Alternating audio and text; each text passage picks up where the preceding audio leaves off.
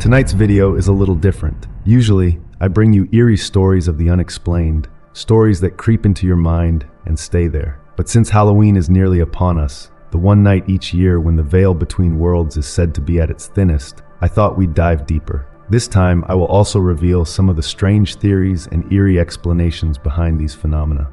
What if those whispers in the woods, those moving shadows, and that familiar voice on the other end of the line aren't just stories? What if they have roots in something ancient? Something that makes Halloween more than just a night for costumes and candy? Get comfortable, but don't get too comfortable.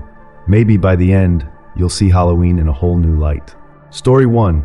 The Haunted House with Moving Shadows. You know, I don't usually mess with spooky stuff, but my girlfriend Jessica, she loves it. So last Halloween, she convinced me to go check out this old abandoned house on the outskirts of town. Locals say it's haunted, the kind of place you avoid even looking at too long. But Jessica, she was way too excited about it. The house was a crumbling, two-story wreck, with peeling paint and boarded-up windows. I remember a chill going through me the second we stepped in. Everything felt heavy. Dust covered every surface, and cobwebs hung in thick layers from the ceiling. It smelled like damp wood and mold, and every step we took echoed through the empty rooms. Jessica was all smiles, snapping pictures, whispering about how cool this was. But me, I couldn't shake this feeling like we weren't alone. I tried to ignore it, but every now and then, I'd catch a glimpse of something from the corner of my eye, a dark shape just slipping out of sight. Then came the whispers. I thought it was just the wind at first, but these were distinct, like voices, murmuring right in the next room. I called out, thinking maybe some other people had snuck in, but no one answered. Jessica joked that it was probably the ghosts. We made it to the second floor, and that's when it got worse. The shadows, whatever they were, started moving, like actually shifting across the walls, darting around corners. Jessica finally started to look scared. She clung to my arm, whispering that maybe it was time to go, but I couldn't move. I was drawn to this one room at the end of the hall. I don't know why. The closer we got, the colder it felt.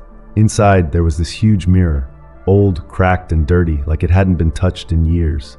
But in that mirror, I saw a shadow move. I turned to look behind us. Nothing. But in the mirror, I could still see it. A tall, dark figure right behind me. Then, it leaned forward like it was reaching for us. I grabbed Jessica, and we ran out of there as fast as we could. To this day, I can still feel that chill, that weight on my shoulders.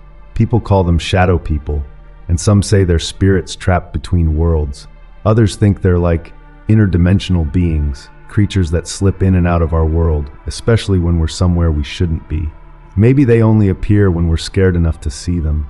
Halloween's got this way of daring you to do things you'd never try any other night.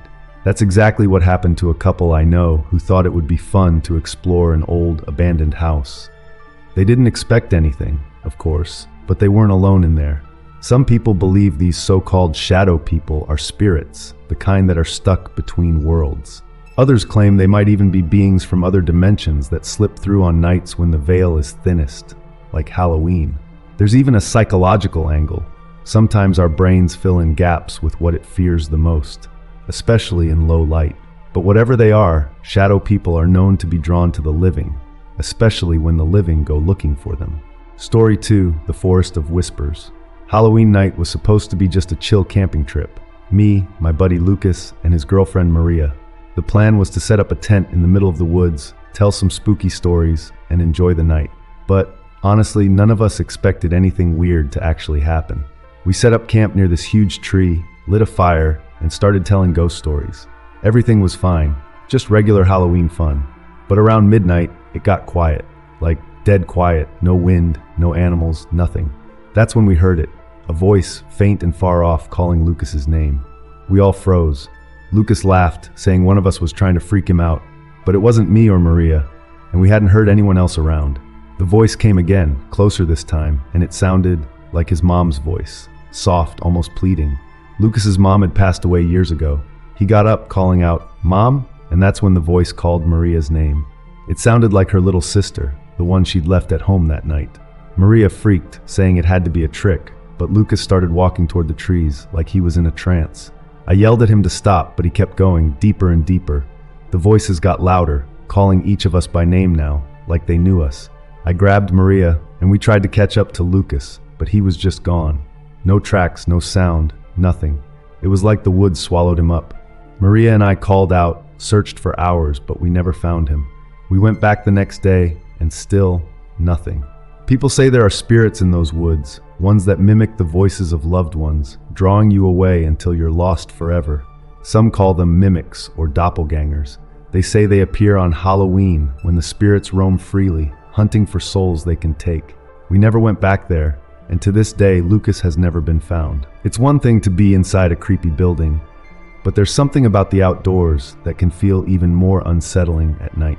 A group of friends on a Halloween camping trip thought they'd have a little fun telling ghost stories until the woods themselves started speaking back. Here's what they encountered. There's a lot of folklore about mimics or doppelgangers, entities that can copy voices or appearances to draw people away. Some believe these beings are lost souls or vengeful spirits, wandering the world, hunting for companions in their misery. Halloween is a powerful time for this. The boundary between the living and the dead is thin, and spirits are said to roam freely, using any trick they can to lure you away. But sometimes, hearing a loved one's voice isn't a comfort, it's a warning. Story 3, The Ghostly Caller. This next story is about a guy who started getting phone calls from a friend, except that friend had already passed away. It's a story that will make you think twice about what you hear in the dead of night. Electronic voice phenomena, or EVP, is often associated with paranormal communication.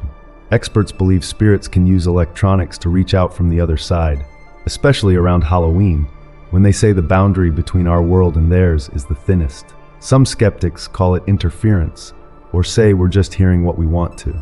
But still, reports of these eerie voices tend to spike on Halloween, almost as if something or someone is waiting for the one night they can cross over and connect. Last Halloween was the worst night of my life, and honestly, even now, it doesn't make any sense. My friend Tommy passed away earlier that year in a car accident. He was my best friend, the kind of guy you could call anytime. So when my phone rang that night and his name popped up on the screen, I froze. At first, I thought it was some messed up prank, but the call kept coming every hour, and every time I'd answer, all I'd hear was static. And then, his voice, distorted and faint. "Why'd you leave me?" That's what it sounded like. I tried to tell myself it was my mind playing tricks, but the calls kept coming all night long. Then, around 3 a.m., it got worse. The voice started getting louder, angrier. It wasn't Tommy, not really. It was like something using his voice, twisting it. I couldn't make out everything, but one line stayed with me. "Come find me." I dropped the phone, unplugged it, even turned it off. But the calls kept coming, one after another, like whatever it was just couldn't let go. Finally, I threw the phone in the trash. The calls stopped, but sometimes late at night, I swear I can still hear it vibrating, that faint static filling the room. Some people say spirits can use phones or electronics to reach out from the other side. They call it EVP, electronic voice phenomenon. Halloween, they say, is when it happens the most because it's the one night they can reach through the veil. If that's true, then Tommy, or whatever was on the other end of that line, was trying to reach me one last time. And it scares me to think what would have happened if I had gone to find him. Sometimes, even when you think you're safe at home, the past can come calling, literally. Halloween is a time when we're told to have fun, dress up, and play pretend. But maybe there's more to it. They say spirits and other things walk the earth that night, and if you're not careful, you might just find yourself face to face with something you can't explain. So, if you ever feel like you're being watched, if you hear voices that shouldn't be there, or if you get a call from someone you know is gone, trust your gut. Halloween may just be the night when the supernatural crosses over, and sometimes it doesn't let go. It is a night wrapped in mystery, with roots that go back centuries, all built on the idea of spirits crossing over. Whether you believe in the paranormal or not, strange things can happen when the boundary between the worlds blurs. So if you hear voices in the dark or feel eyes watching you, take it seriously. Halloween might just be the night when the supernatural becomes all too real. Please subscribe for more stories.